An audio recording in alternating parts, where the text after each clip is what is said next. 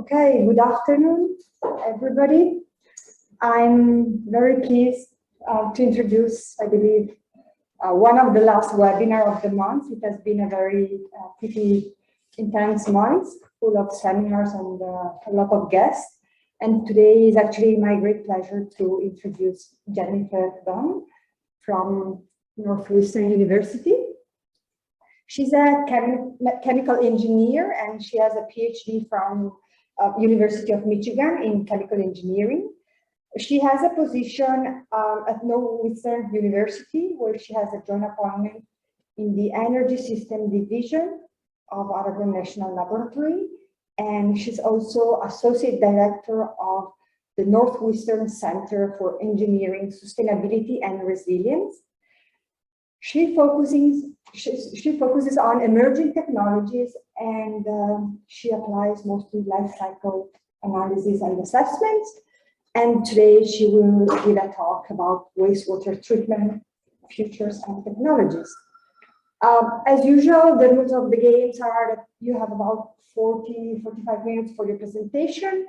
If there are questions as we go through, please just either type them in the chat or speak up. We are not so many people, so you can also just switch on your mic and ask the question. And also here, if you have a question, just raise your hand. Yeah. Thank you, Jennifer. Thank you. Okay, so before I got started, I just wanted to give you a little bit of information about Northwestern University. So Northwestern is in the city of Evanston, which is north of Chicago, and it's right on Lake Michigan. So you can see like this is the view south towards the city of Chicago from Evanston, and there's a sailing school and a lot of old buildings also, and some newer ones, but not as old as the buildings that you have here. But it's a decently performing university, and I'm really pleased to be there. But I also want to say, like, I feel like it's kind of like a university on the water, like the Sandra Lake campus of Ca'Foscari. Okay, so what on earth do I actually do? So I call what I do systems analysis research, and in my group, we touch on a lot of different areas. So I kind of began in this area, in this sort of the left-hand side, in the bioeconomy. I did a lot with analysis of biofuels and bioproducts, and I still work in that area today. And so that ties into this sustainable fuels aspect. So we work on biofuels, bioproducts, but also fuels made from natural gas, including natural gas itself, and also hydrogen. Then, as you're all aware, lately this plastics issue really came front and center. And so we've been doing a lot of work on redesigning plastics to be more recyclable, and then the environmental and social effects of that. And then we also have some work in circular economy and manufacturing, where we tend to focus on like sensors and batteries, electronics, things that need like nickel, copper, manganese, lithium, those key metals that maybe aren't so easy to come by that we need for an electrifying economy. But the one I'm talking about today is water, which is actually a newer area for my group. But we have several projects in this space, which I'll talk about, and then talk about how I'm very interested in tying that to some of the integrated assessment modeling that this group works on. So in my group, I would say that we work on two tiers. The first, like the base tier, is technology level analysis. So we tend to work a lot with experimental groups who are designing new technologies, and we want to know what choices should they make, for example, in starting material or in processing methods, and how will that affect things like greenhouse gas emissions, water consumption, energy consumption. And then we can give feedback to the engineers and scientists, don't start with that feedstock because you'll have a low yield and that will really influence your greenhouse gas emissions, or your catalyst is underperforming, or that solvent really ruins your life cycle greenhouse gas emissions. Can you use something else? So we like to do those types of analyses, but then I always like to try to tie what we're doing to a broader impact. So what can we do to understand what happens when this technology deploys into a wider market? And to date, I've primarily done that through like scenario analyses, maybe starting with projections from our Energy Information Administration and kind of tweaking those scenarios, but I've never worked directly with an economic model, although I have collaborated with economists in the past, primarily around the issue of land use change associated with biofuels. But nonetheless, we like to try to take what we're doing up to the next level and not be fully at the technology level. And so these are the objectives of our work. First is to work with these experimentalists, but the second is we want what we publish, what we release to be sort of policy relevant and help guide the discussion around how we're going to get to this more sustainable future. Okay, so I mentioned water was a relatively newer area for our group. And since we've started in that area and since I've arrived here, I've done a lot of thinking about water scarcity and what that means for the technologies that we're helping develop. So I've turned to literature to get a high-level picture of how water scarcity will change over time given climate change. And these authors just pretty recently looked at how water scarcity would change as certain factors came into play. And this was, they looked at urbanization, looked to definitely at climate change. They didn't necessarily account for emerging technologies or how technology would change over time. But in this figure at the top, you can see the areas that are experiencing perennial and seasonal water scarcity. And it's we are looking at quite large numbers of people who are affected by water scarcity today. So you can see the million people on the left hand of that chart. But what they did from here, and this is where your expertise is far greater than mine, is they ran these scenarios under, yeah. So this water scarcity is in this line, but not so the demand, over demand. Yes, it's that you can't get the water that you need for either your company, like your industry or your household. There's just not enough water to go around. Okay. So they ran scenarios, and these charts are showing the change in water scarcity from 2016 to 2050, and you are likely far more familiar with the inner workings of these scenarios are. And they did 4, and these are the 2 of the more extreme ones. And what really jumped out at me in this chart is that Chicago was on the map as having gone from 0 water scarcity to perennial water scarcity, which blows my mind because we're on the Great Lakes. It's like this is the Great Lakes on my necklace, the largest freshwater lake system in the world, I believe. It's like, why? But so that I think is an extreme scenario to kind of draw attention to. Like, look, it could get pretty bad, such that even a city on this massive freshwater body could experience some problems. But I mean, that's taking away from the fact that it's really regions like India that are projected to experience the greatest amount of water scarcity. We were looking at this last night, and my husband commented, like, Europe is not doing too badly here, but yeah, it's definitely like focused on kind of this region where the worst changes are projected to increase in this study. Just a quick question as well. Yeah. So is that climate factors and socioeconomic factors? Yes, they're running climate factors and different like economic, social scenarios, and they're accounting for change, but they're not accounting for some of what I feel like engineers can help with, like how will the technology change? Yeah, and there's a little bit of more. Okay. And if I can just make a comment on yes. Ironically, I mean, most of the cities facing the greatest risk are located by the sea. Yes. Mm-hmm. So maybe yeah, potential for a solution. Yes. I mean, like all the cities. And then also New York City, yeah, popped up, and I was like, same thinking, like, well, they're on the sea, so and we do have desalination technology, so yeah.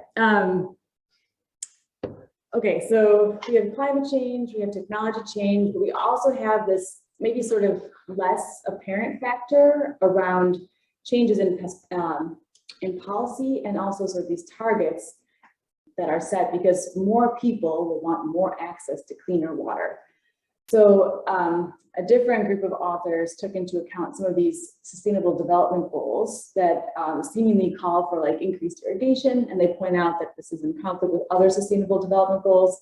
But nonetheless, these SDGs call for more agricultural productivity, more resilient agriculture, which could rely on irrigation, and also halving the portion of untreated wastewater, which means we need to increase the treatment of wastewater, increasing recycling as well. And something that's not noted here, but comes up in my work and the work of others, is that wastewater is actually a very promising source of nutrients. If you can get nitrogen and phosphorus back, and then you could like potentially displace some of the need for manufacturing of fresh nitrogen-containing products like ammonia or fertilizers. And so that's not addressed here. But this paper is by one of our workshop participants, Paige Kyle, who actually, he wasn't able to phone in, but he's going to be involved in some of our follow-up work. But this study I liked a lot because they looked at how the energy over time will change when they bring in these different factors. So they already expect, this is energy for water production, basically, and that includes to some extent desalination, but also just increased demand. So demand is already going up, even if you don't mess with anything. But when they add in this need for increased irrigation to address those sustainable development goals, that increases over the baseline. When they add in additional wastewater treatment, that adds in over the baseline. And then when they add in this increased demand for water in municipalities, that increases over the baseline. And this red line is the sum of all of those put together, which basically, I think if I did my math right, like 52% increase over the baseline scenario. So this is energy to get people the water that they want and need in 2050 compared to 2020 could be 52% greater. And then you can tell here they went country by country. And so when you compare, for example, the base case versus this all case, where you have all those factors coming into play, the regions you might expect to see this big rise are like the Middle East, Africa. The US is, we see an increase, but it's relatively small.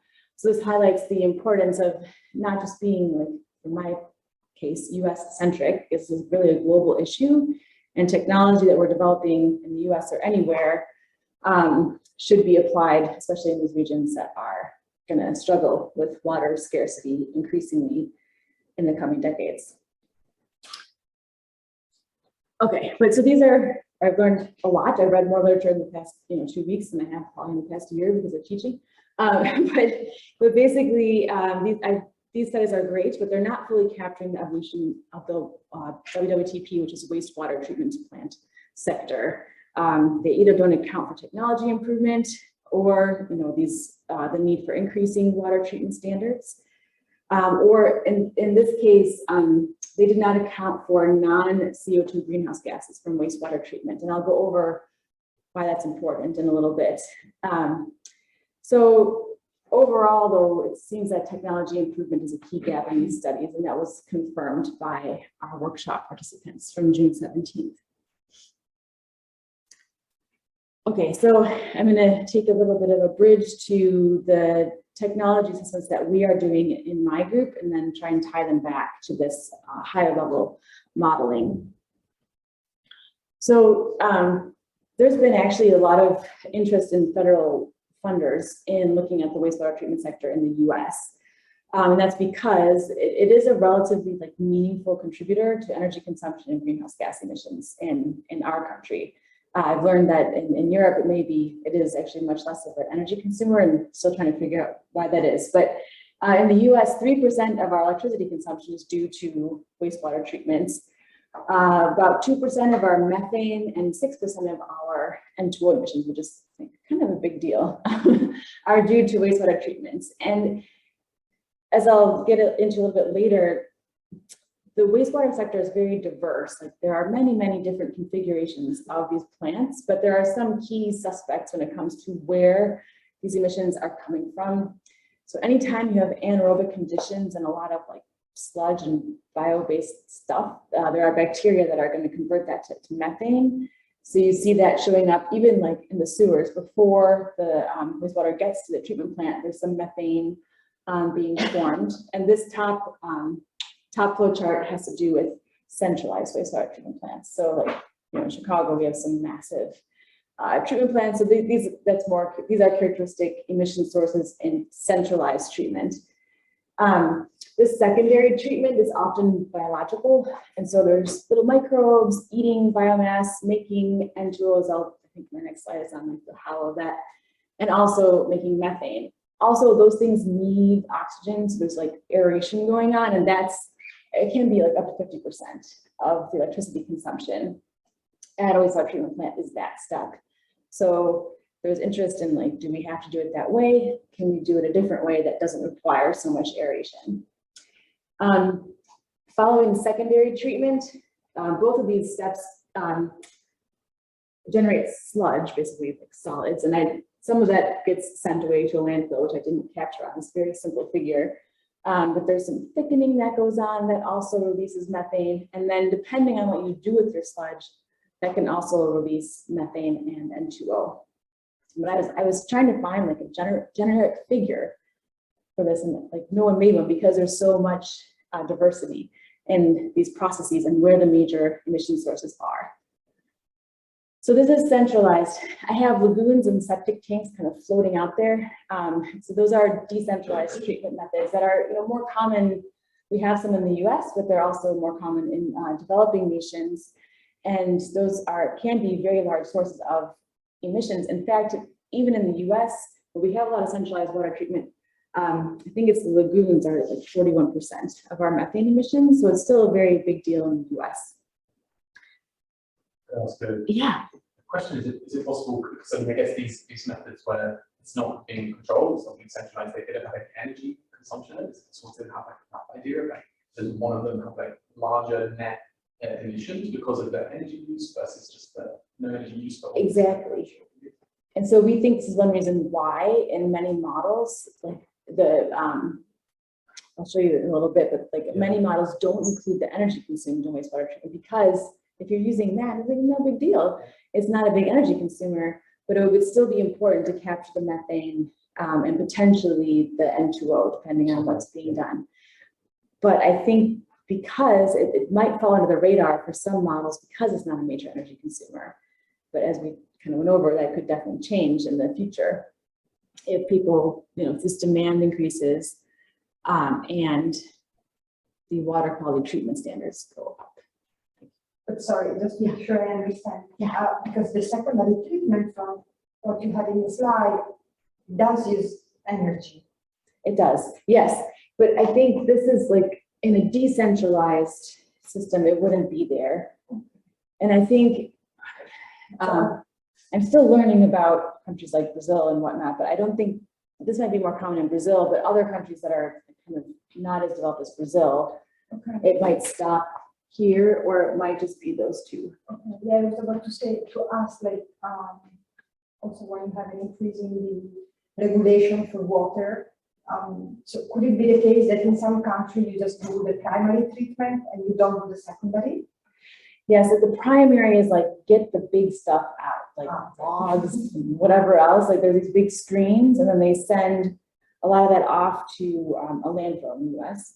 But there's also like finer particles that then join up with what comes from secondary treatment. And like some of this is like the dead biomass, like these microbes grow off the chemical oxygen demands, and then they just kind of die, and they're here. Then this, I didn't add a box for it, but this is where anaerobic digestion would come into play. And so it's like digesting these biosolids, and then you can make methane, which sounds bad, but you can actually use it as a heat and power source.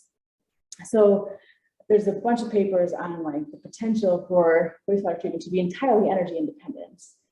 And so while we talk about like, well, it could get worse because we're going to have more wastewater treatment, and it's going to be more strict about what comes out the pipe. Also, there's a lot of opportunities for energy recovery, nutrient recovery that can reduce those impacts. So that's why I think it makes it kind of tricky to model. And there are definitely like regional differences if we're talking about, so you can't just, even in the US, like you can't just pick one configuration of a plant.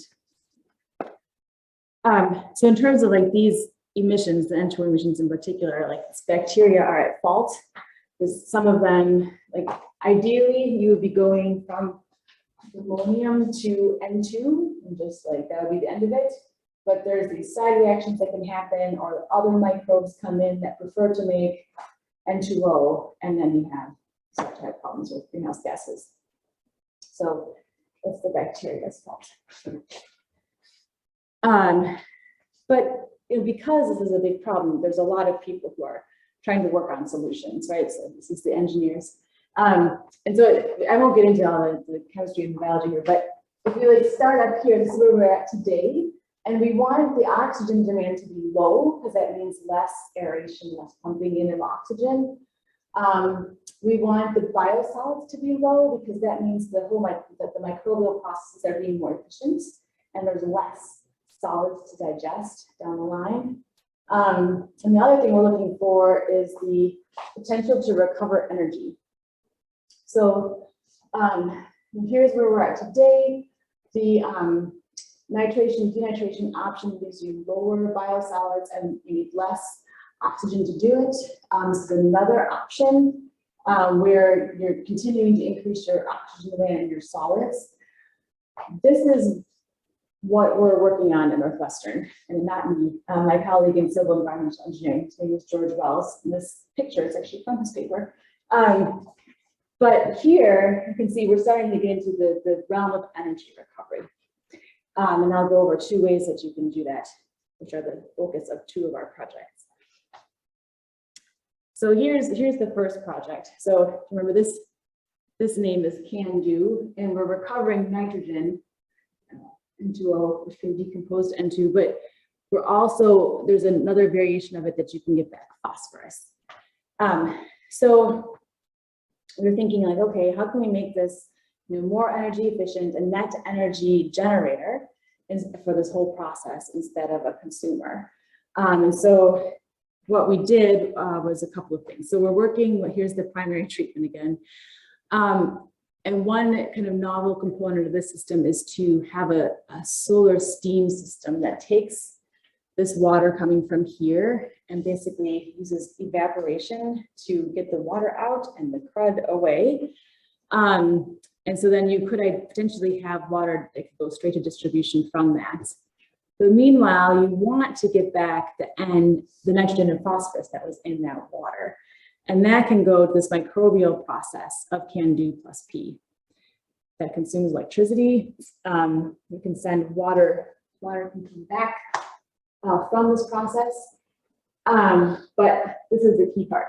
CAN-DO plus P makes N2O, but in a controlled way. So you can capture it and you can use it. So in this project, basically what we're saying is take the N2O from CAN-DO plus P. We will have anaerobic digestion, which will make methane. And when you co-combust N2O and methane, there's more heat and energy generated than if you just combust CH4 alone, which is kind of more standard practice. Although I think only around 20% of plants in the US have AD at all. So it's just like a wasted resource, the methane. So we can co-combust N2O and CH4 and make heat and power. Meanwhile, we've got some technologies down here to recover ash with high phosphorus content. We're still figuring out if you can use that as like a fertilizer. Not sure yet. But this whole system, right, we're trying to understand what are the cost drivers, what are the GHG drivers in this system. And so to do that, we apply life cycle assessment. And so this is like the simplest breakdown of what you do in life cycle assessment on one slide. But the first step is to figure out, like, what are you doing? What's your goal for your LCA? What's your functional unit? What's the basis that you are comparing your options on? So for us in this system, it's 1 meter cubed, 1 cubic meter of treated water. What's our system boundary? So for us in this analysis, it's just the wastewater treatment plant. What is going on in that plant? So it's pretty small, right? And then this is the harder part, where we have to do inventory analysis. So for each of those blocks, what are the energy flows? How much energy do they consume? How much water do they output?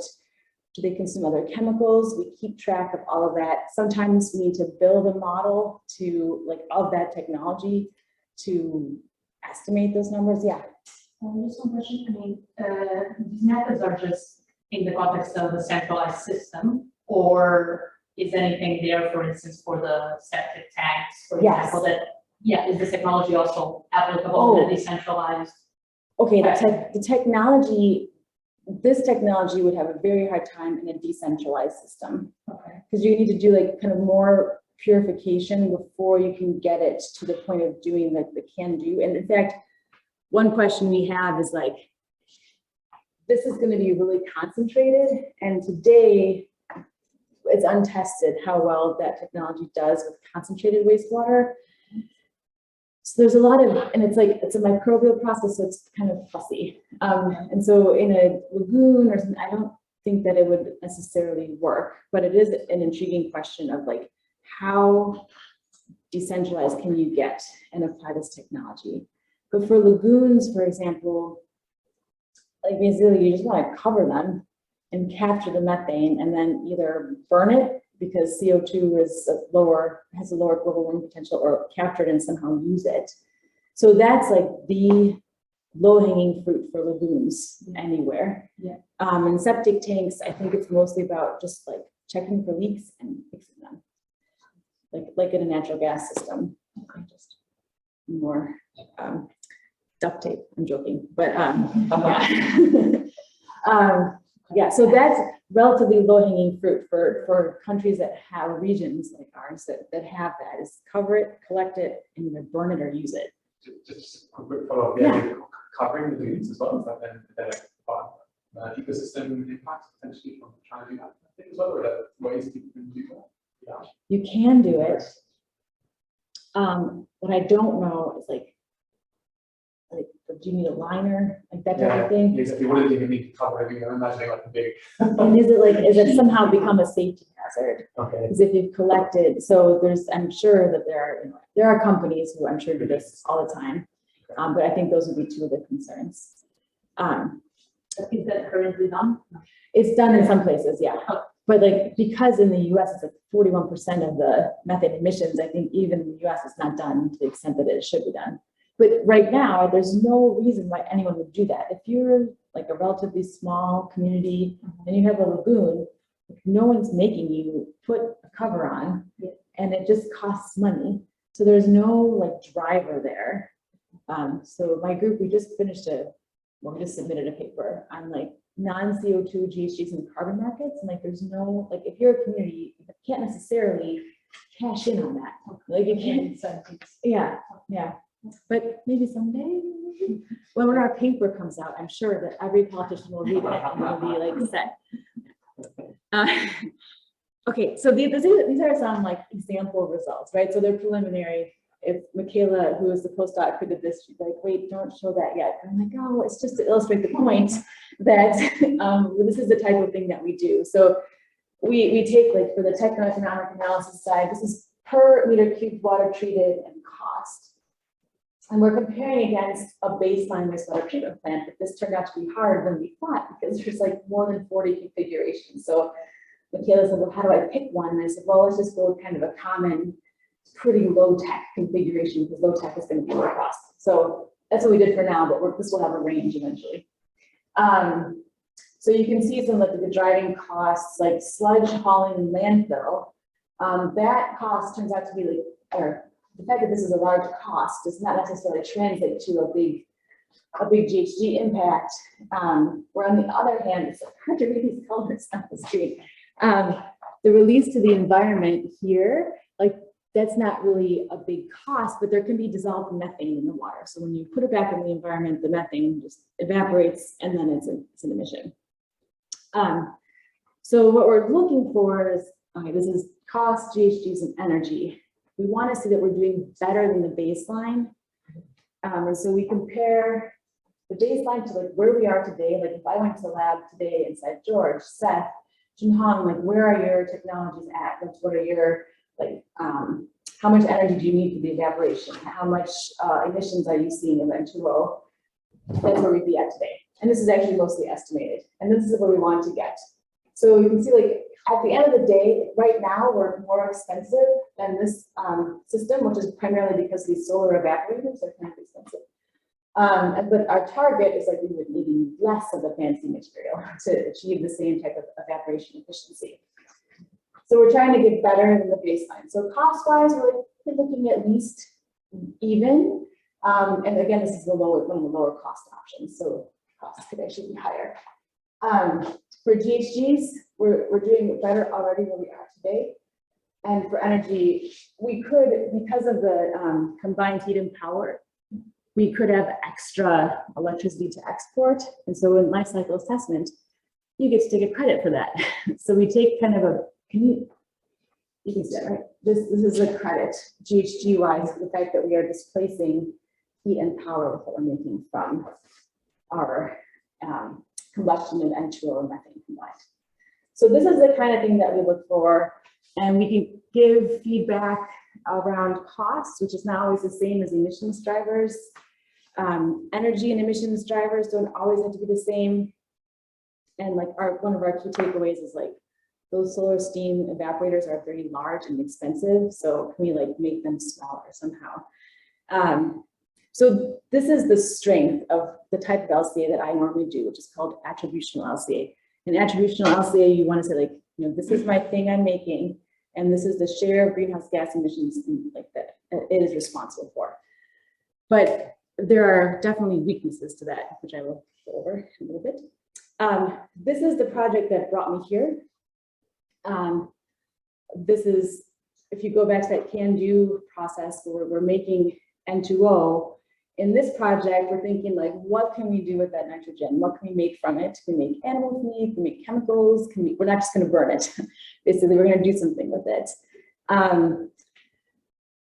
So we talked about like, what should we make? And this is all somewhat in the context of if we're trying to reduce N2O emissions overall, if we collect that N2O, let's not do something worse.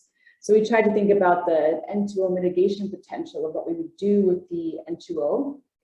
So if you take the nitrogen and kind of concentrate it in this biomass called cyanophycin, you can basically, the protein is called cyanophycin, it is encapsulated in this biomass, you can basically kill off the cells and you have this concentrated N-containing protein, and you can feed it to animals.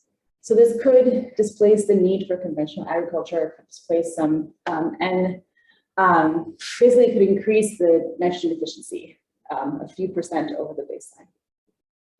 We could make methanol for fuels. We could make straight up fertilizer. However, when you put nitrogen fertilizer on the ground, it makes N2O kind of at a zero-sum game. These are all, like, if you look at the prices you can get for these, like, the markets are pretty big, but the costs are really low in terms of dollars per ton. So if we think about like motivating this from a plant perspective, where they want to make a profit, we might want to go to more high value but lower volume products, like different chemicals. So the one I'll highlight here is these hydrogels. They can be used to make slow release fertilizers, and slow release fertilizers can really limit N2O emissions. So I like that story from the N2O perspective. So what we've been doing so far is saying like, okay, we've got our benchmark ways to make many of the things in these tables. Like I can tell you roughly per kilogram of nylon, what's the GHG emissions associated with making that. We want to compare those benchmarks against how we're going to make from these chemicals from waste. We want to compare maybe making them from biomass or other sources that are considered greener or more sustainable. And we want to think about, but how what we're doing compares to conventional waste management. So this is someone's PhD thesis and they're working on that. But I guess what I have struggled with for a while is that what we do, generating those like those bar charts that I showed you, can't tell you how long will it take for us to get to this lower emissions state. Is it going to matter? It's like, are these, even if this technology came into play in a large scale, will the emissions reductions that we can achieve, will it like move the needle at all? Or should we all just like go work on something else now? Are there unintended consequences, be they favorable or unfavorable?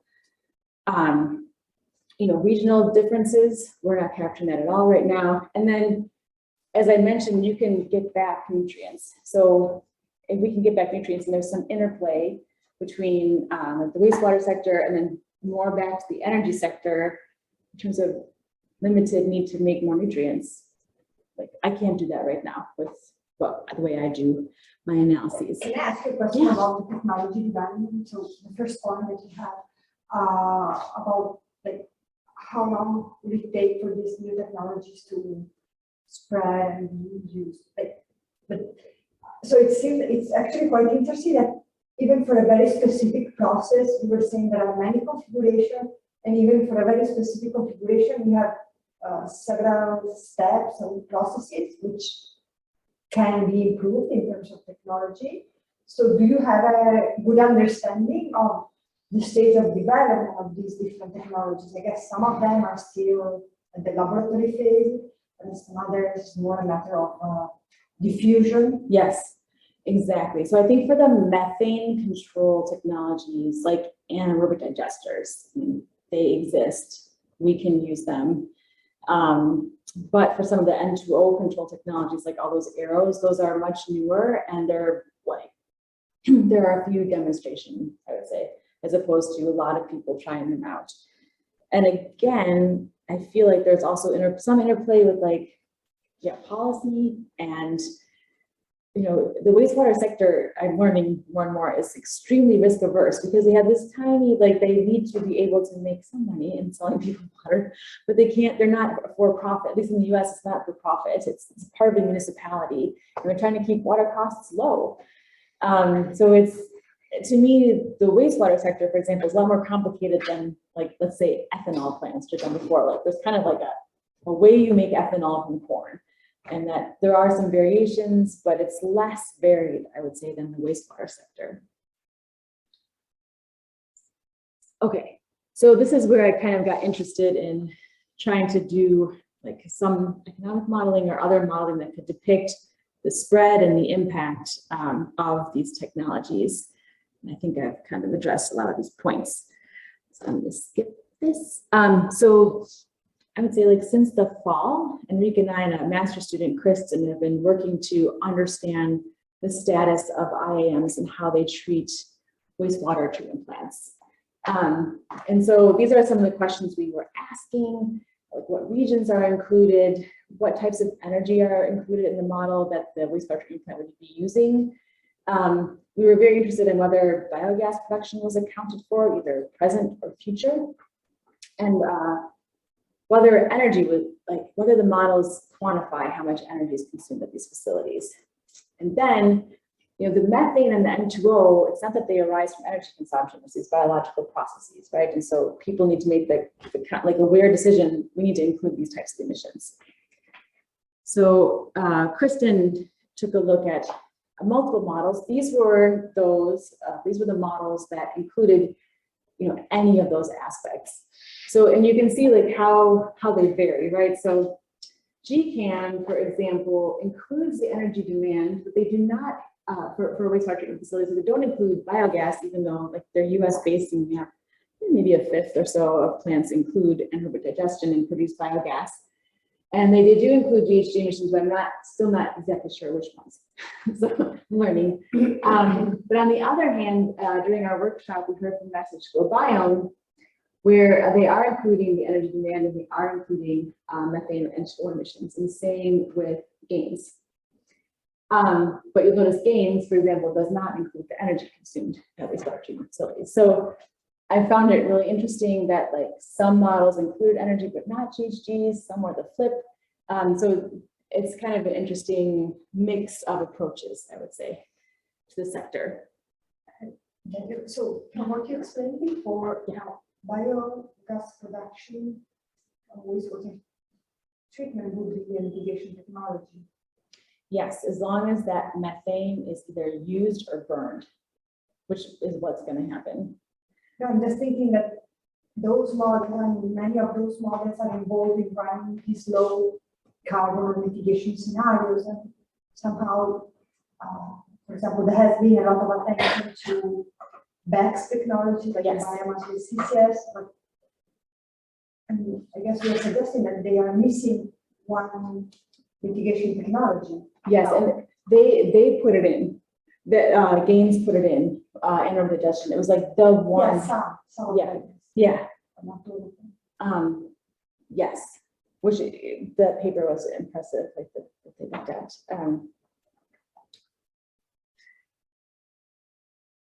So here's our high level summary. Kristen looked at 16. Only 4 like really address the wastewater treatment sector, like I would say in detail.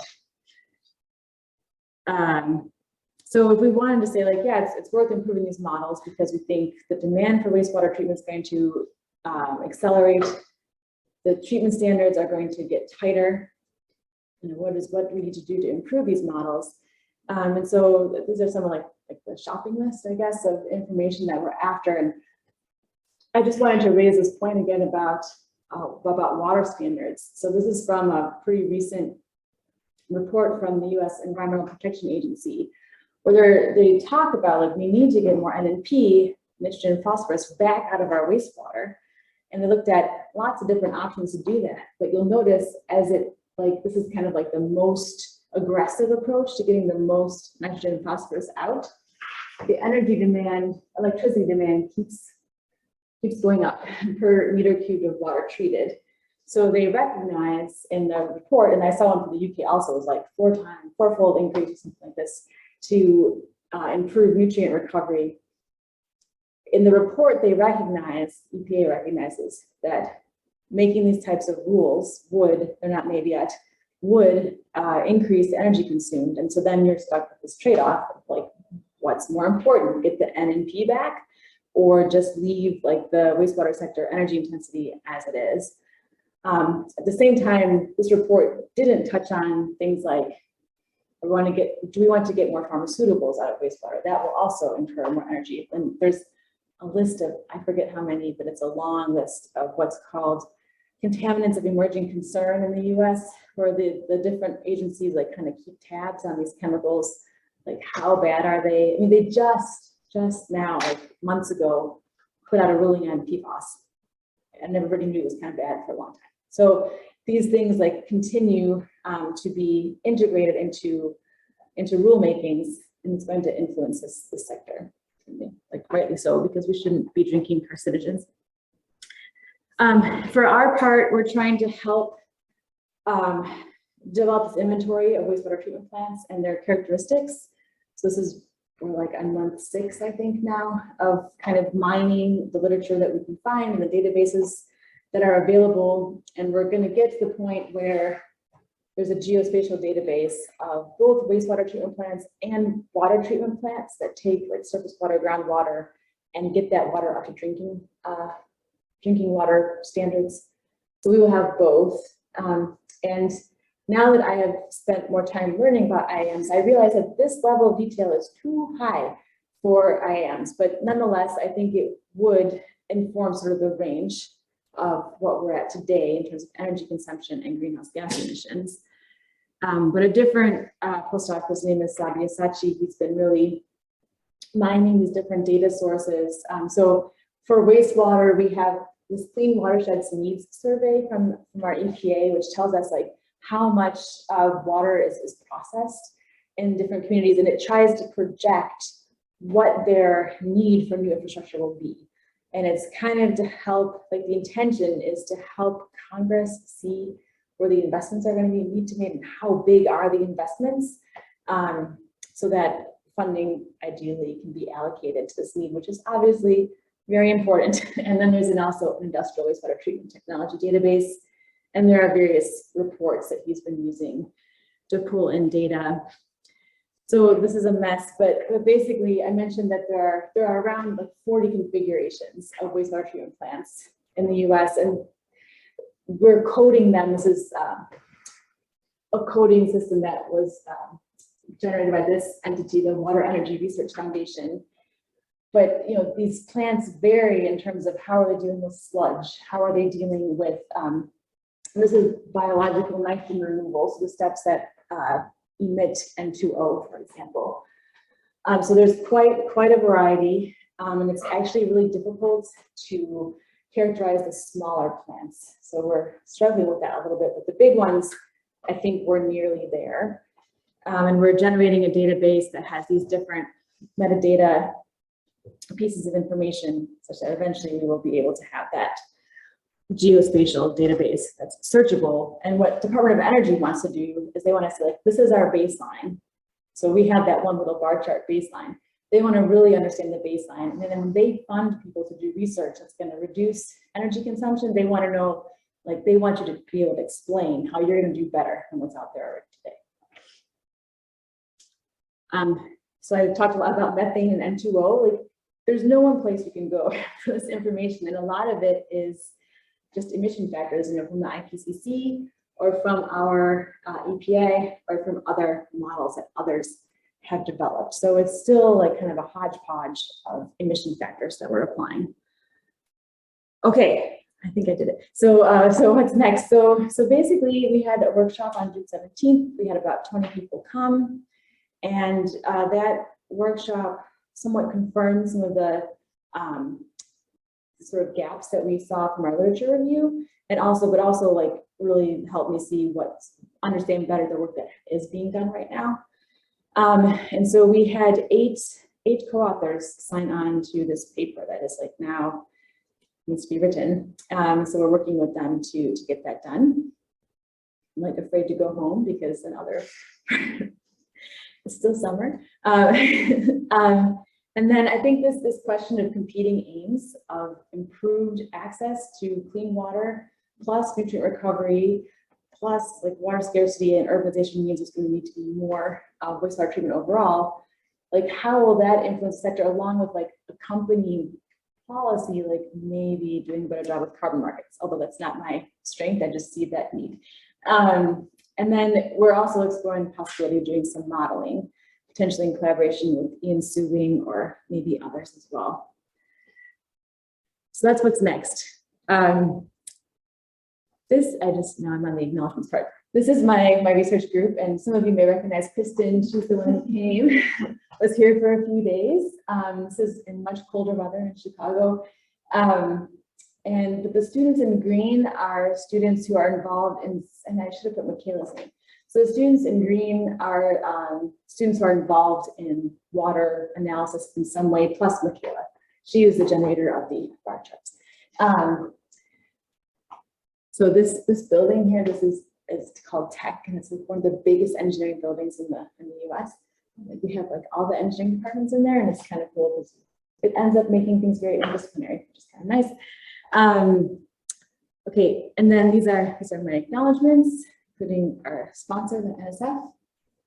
And lastly, I just want to say thank you for being patiently really helping me get here on the bus, and all the small and big things that made this really a great experience.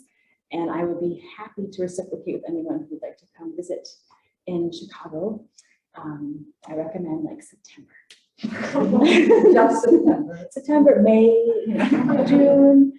August is also hot. We can do a boat ride out on the lake. Yes, but thank you so much.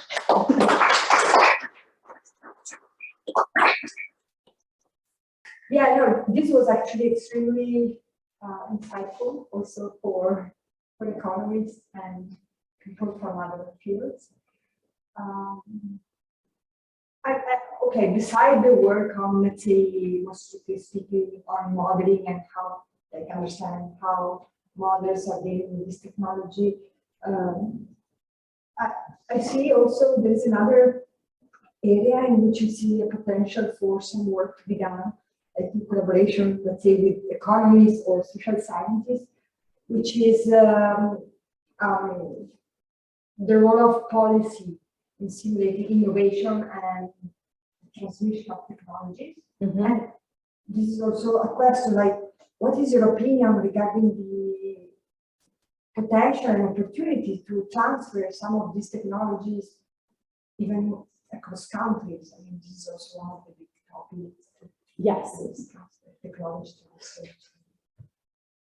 Based on like what we just worked on in the group, so it was, well, a former postdoc's idea, he had the idea that we should all work on a section of a paper about either CH4 or N2 emissions and talk about carbon markets and like how they don't really address, most carbon markets don't. So to me, after learning about like, wow, it's really not addressed to any large extent, I feel like carbon markets could definitely have a role to play in non-CO2 greenhouse gases. So from a policy perspective, in the US, it's not very meaningful because we have like California and then we have our East Coast, and like even my state is not in the carbon market. So anyway, so I think that markets could like, again, this is like, I'm still kind of new to this. I'm not an economist. But the US EPA also has a role to play in like setting standards or policy, but they're so mindful of like water access and cost, which is an important thing to be mindful of. So I don't know what their plans are. Like they have a lot of voluntary programs, like they have a whole website with like even a cost calculator for installing anaerobic digesters. And they really want to encourage people to get that biogas and then use it.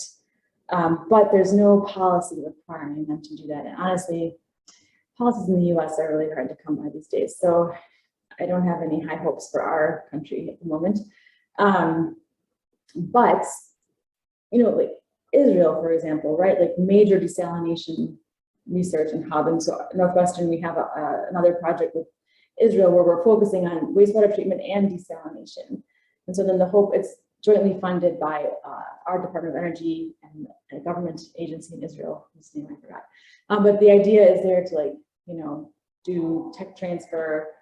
We have a lot of industrial partners, so the idea is to license and then have people. So I think that that's going to be really important. And it kind of reminds me of, I was reading an article today, so now everything I see about cooling, I read because of you. So I was reading about Canada, and like in Vancouver, which is on the West Coast, like you would think not that hot, but apparently they had, I didn't know, they had a major heat wave last summer and a lot of people died, and they were saying like, look, the technology to make our buildings cooler, a lot of it exists. We just need to bring in those vendors that aren't really in Canada and have them talk to us and, you know, improve our building codes. And so I think there is an opportunity for international exchange, and also for when new plants are constructed, whether like if they're in the Middle East or Africa or Central America or the US, there are codes in place, like you need to put in an anaerobic digester and recover the biogas. You need to do what you can to limit N2O emissions, and those along those lines. So for new plants, before the capital gets spent, I think that's like a good opportunity. But again, I don't know if anyone is thinking about that, like doing things like for new plants, you should be doing this because you can, and it'll save emissions. I don't think in the US they are. Okay, so even if you take, let's say, the technology in the US, would you say that over time you've been seeing a great improvement in the technology for wastewater treatment and a reduction in cost? Is this something that has happened over time? It was like water in the US right now is so inexpensive. I think that might be changing, but it's hard to go to costs, like to the consumer, to a household. But that's something to look into. I had a student contact me last spring asking about water markets, and I was like, I gotta finish this course. But even in Yeah. water-scarce areas as California, Yes. where water is used for production, is being regarded as economic asset, which is regarded as. Yeah, so I think California is really the place to look because of, well, California, like Arizona, places that are like downstream on the Colorado River, which is drying up. There, I think water is becoming more of a commodity. It is already a commodity. And where I live, it's because of the Great Lakes, it's not as big of a focus. but that could be, we talked about like looking at like Yeah. California versus like the southern US, which may have very different approaches and costs to treating water and selling it, I guess. So this is something hopefully Kristen will be looking into soon. Right, because, okay, maybe you don't have market-based policies, but you do have regulations. So there is also literature, I mean, in other fields, Yes. because we have regulations on innovation, technology improvement. And I don't know, is this like a sector where you will also get a lot of patents? Because patents, for example, is an indicator that we use as a proxy for innovation. Yes, yes, definitely. Okay. Definitely. Like, so my colleagues in the civil environmental engineering department, one of them works a lot with our water utility, and they will do pilots of his stuff. Okay. And then he's, you know, I know him well, so I know that he has patented, and I'm sure there are many like him. Yeah, and companies, of course, it's a whole other ballgame. But there, you know, yeah, and we have multiple partners that I mentioned in this one program, so I could speak with them about this and the best way to get at this information.